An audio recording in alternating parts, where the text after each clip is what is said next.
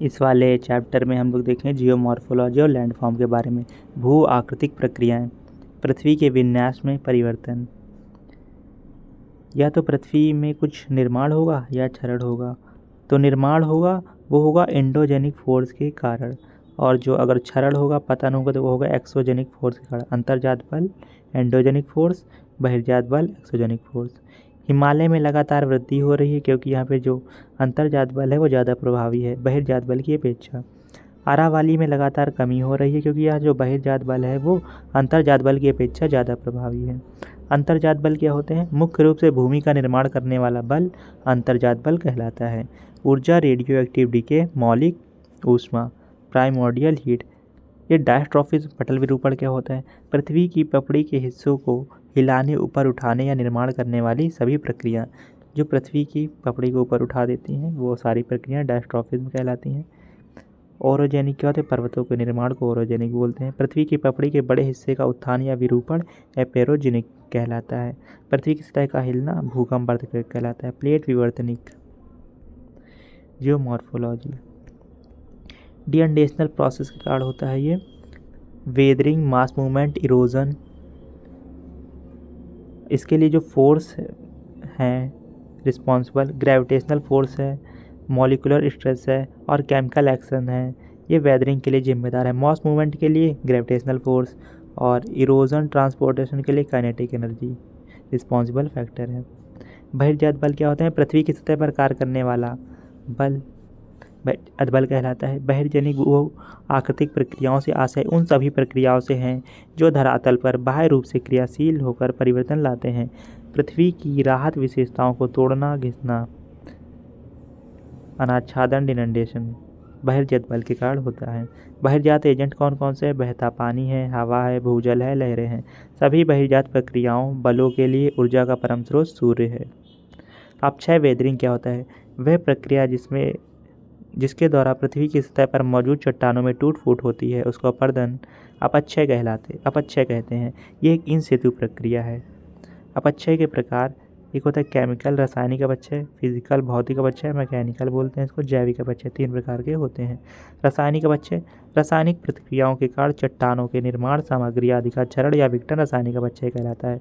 भौतिक यांत्रिक अपक्षय रासायनिक परिवर्तन के बिना अपक्षय भौतिक अपक्षय कहलाता है। जैविक अपक्षय पौधों और जानवरों की आवाजाही के कारण जैविक अपक्षय कहलाता है। अपक्षय का प्रभाव अपस्फीति एक यांत्रिक अपक्षय की प्रक्रिया जिसमें चट्टानों की घुमावदार प्लेटें नीचे की चट्टानों से अलग हो जाती हैं। जब ऊपर की प्लेटें नीचे की प्लेटें से अलग हो जाती है इसको अपस्फीति बोलते हैं। मास मूवमेंट क्या होता है? किसी बड़े पैमाने पर मास मूवमेंट के लिए अपक्षय एक पूर्व आवश्यकता नहीं है।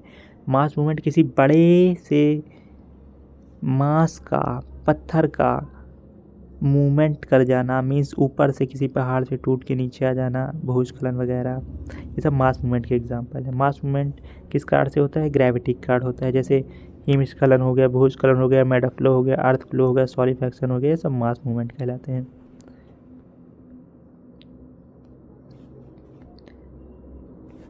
ये देखिए, जब कोई भी रिवर निकलती है तो अपने यूथ इस पे यहाँ से निकलती है तो यूथ में होती है, फिर मैच्योर होती है और फिर अपने लास्ट फेज में आ जाती है।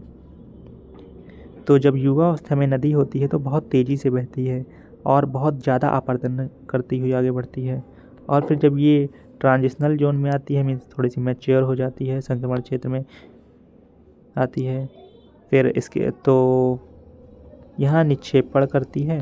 और जब पहाड़ क्षेत्र में आती है लास्ट टाइम में तो यहाँ भी निक्षेपण करती है, अपर्दन करती है यूथ स्टेज में, निक्षेपण करती है मैच्योर और वृद्धावस्था में।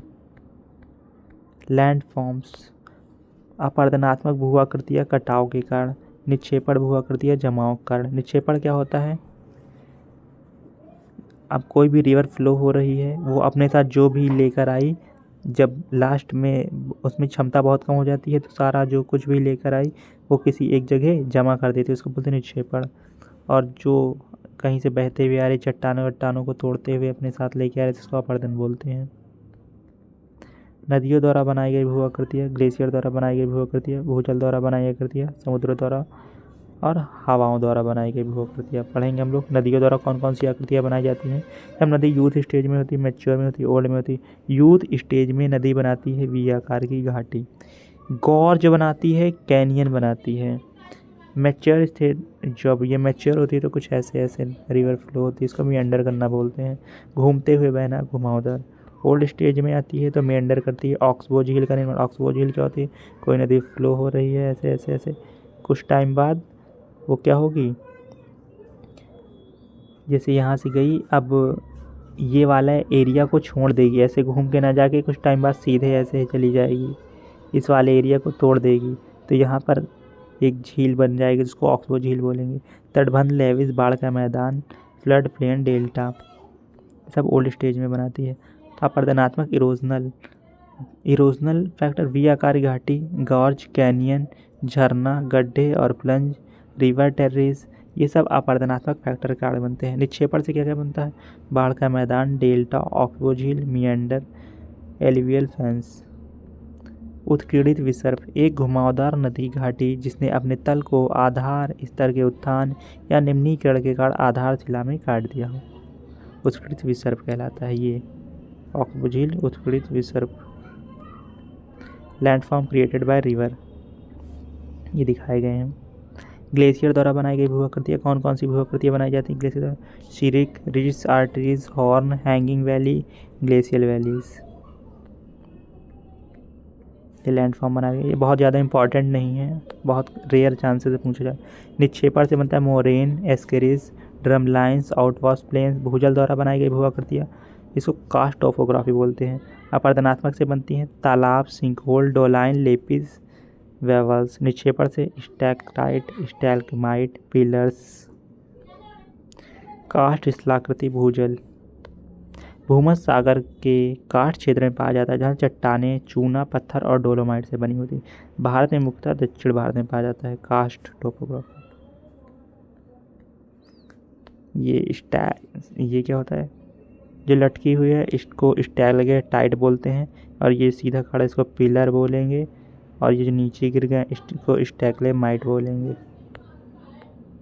समुद्री लहरों द्वारा बनाई गई भू आकृतियाँ, इसमें आएगा क्लिफ, गुफाएं, स्टैक्स। निक्षेपण द्वारा समुद्र तट, beaches, dunes, bars, barrier, slip. Landform by sea waves.